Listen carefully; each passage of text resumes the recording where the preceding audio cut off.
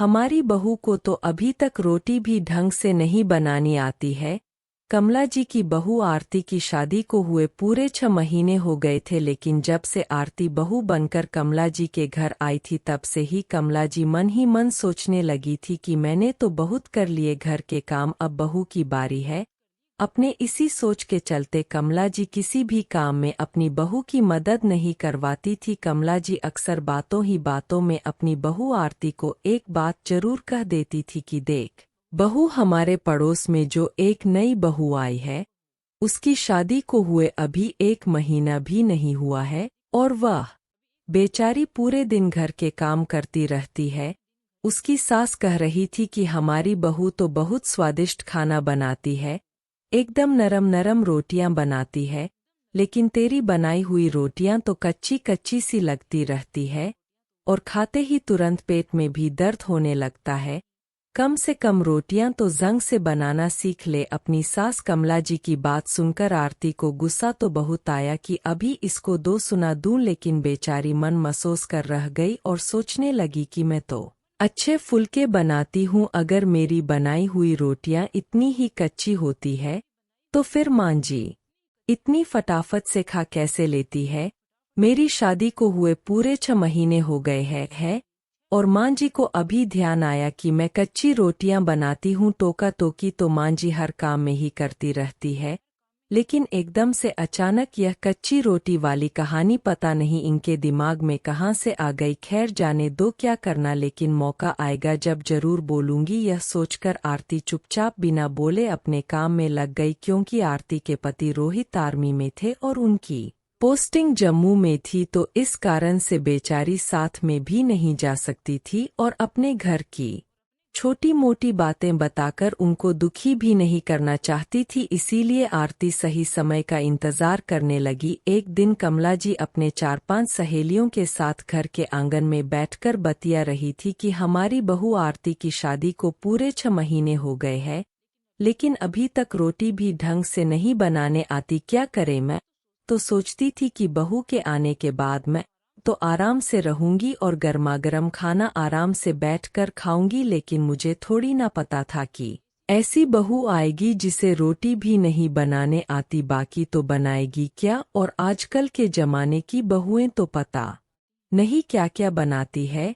और हमारे पड़ोस की बहू को देखो, वह तो पूरे घर की जिम्मेदारी अपने सर पर उठाए हुए है, सास ससुर की सेवा में लगी रहती है और ननद के साथ भी अच्छे से व्यवहार करती है, सुबह से शाम हो जाती है, लेकिन बेचारी को मैंने कभी आज तक आराम करते हुए नहीं देखा है।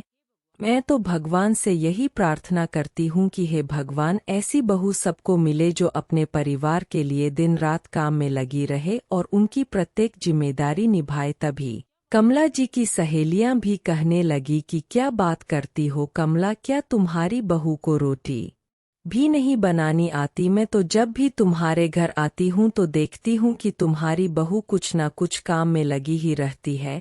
तभी दूसरी सहेली थका मारकर हंसने लगी और कहने लगी कि कमला, अब तो तू खुद ही खाना बनाने की आदत फिर से डाल ले, वरना बहू के भरोसे तो तुझे कच्ची रोटी ही नसीब होंगी। तभी कमला जी बोली, हाँ तू सही कह रही है बहन, हमारे जमाने और थे जब हम कितना काम किया करती थी, और आजकल की लड़कियों को तो खाना बनाने में भी परेशानी होती है, तभी ऐसे ही कच्चा पक्का उतार देती है और अपना पीछा छुड़ा लेती है।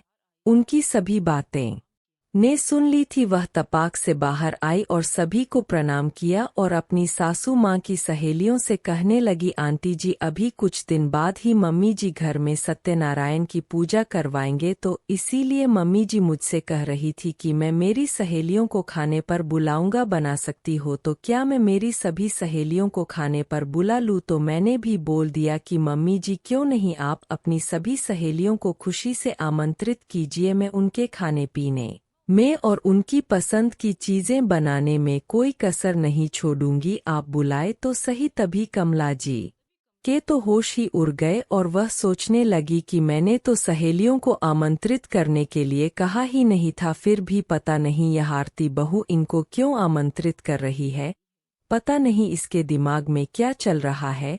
क्या घर के रिश्तेदार कम थे जो मेरी लियों को आमंत्रित कर रही है? खैर जो भी है, अब बहू ने बोल ही दिया है तो इनको बुलाना ही पड़ेगा, वरना यह सब मुझसे नाराज हो जाएंगी। तभी सभी सहेलियां ठाके मारते हुए कहने लगी, तो ठीक है कमला, मिलते हैं सत्यनारायण की पूजा में, और हाँ हम तो भर पेट खाना खाकर ही जाएंगे, इसीलिए बहू कुछ अच्छा सा स्वादिष्ट बनाना। ठीक है हम चलते हैं, अब तो तुम्हारी पूजा पर ही मिलेंगे, क्योंकि 4-5 दिन के बाद ही पूर्णिमा आने वाली थी। उनके जाने के बाद कमला जी कहने लगी कि बहू क्या जरूरत थी उनको बुलाने की, घर में पहले से ही इतने मेहमान आएंगे। तभी आरती कहने लगी, मम्मी जी तो फिर क्या हुआ, आखिर है तो यह सब आपकी सहेलियां ही और घर पर भी आती जाती ही रहती है, और वैसे भी खाना तो मुझे ही बनाना है ना, तो मैं बना लूंगी, मुझे कोई परेशानी नहीं है।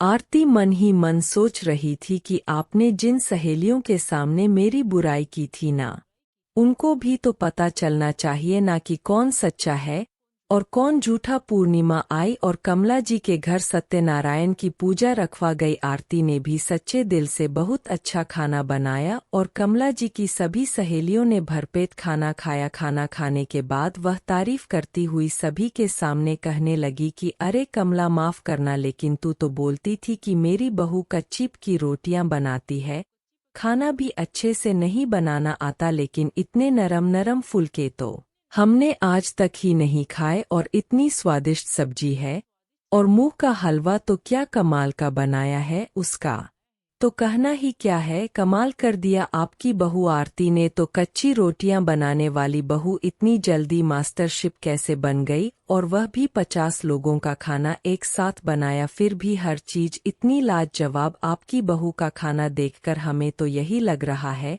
कि तुम झूठ बोल रही थी। कमला इतना सुनते ही आरती बहू उनके पास आकर कहने लगी, माफ करना आंटी जी, मुझे लगता है कि आप सभी को मम्मी जी की झूठी बातों का जवाब मिल गया होगा, और वैसे भी आंटी जी, मैंने उसी दिन आप सभी की बातें सुन ली थी। मेरी सासू माँ कह रही थी ना कि मेरी बहू तो कच्ची पक्की रोटियां सकती है, और कई बार मुझे अकेले में भी मेरी सासू माँ टोक देती थी, इसीलिए मैंने भी जानबूझकर आपको खाने का न्योता दिया था, ताकि आप लोग खुद ही देख सके कि मेरी सासू माँ कच्ची रोटियां खाती है या फिर ऐसा खाना, क्योंकि मैं तो हमेशा ऐसा ही खाना बनाती हूँ। अब मेरी सासू माँ की नज़र में यह कच्ची रोटियां हैं, और आपकी नज़र में यह नरम नरम फूल की, यह तो आप ही जानो। मैं इसी मौके की तलाश में थी, कब मुझे मौका मिले, और आज मुझे मौका मिला है अपनी सच्चाई सबके सामने लाने का, और परिणाम आप सबके सामने है।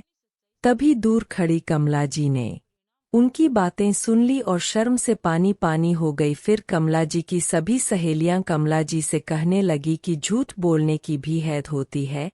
कमला, तुम पड़ोस की बहू की तारीफ करती हो, जबकि तुम्हारी खुद की बहू कितना अच्छा खाना बनाती है। इसकी समझदारी देखकर हम तो दंग ही रह गई। तुम्हारी बहू अच्छा खाना बनाने के साथ साथ समझदार भी है, वरना उसी दिन हमारे सामने ही तुम्हारे साथ झगड़ा भी कर सकती थी, लेकिन आरती ने ऐसा नहीं किया। उसने एक अच्छा तरीका निकाला और हम सबको इनवाइट किया, ताकि हम खुद ही देख सके कि वह कैसा खाना बनाती है, और उसने हम सबको दिखा ही दिया कि वह कैसा खाना बनाती है। देख कमला, हम अपनी बहू को बुरी बताते हैं और पड़ोस की बहू को अच्छी बताते हैं, लेकिन क्या आपने पड़ोस वाली सास से पूछकर देखा है कि उसकी बहू कैसी है?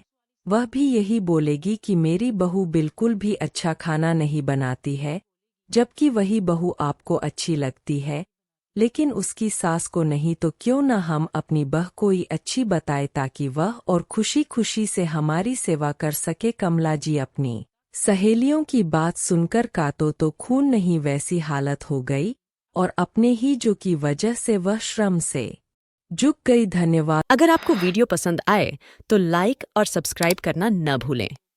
धन्यवाद।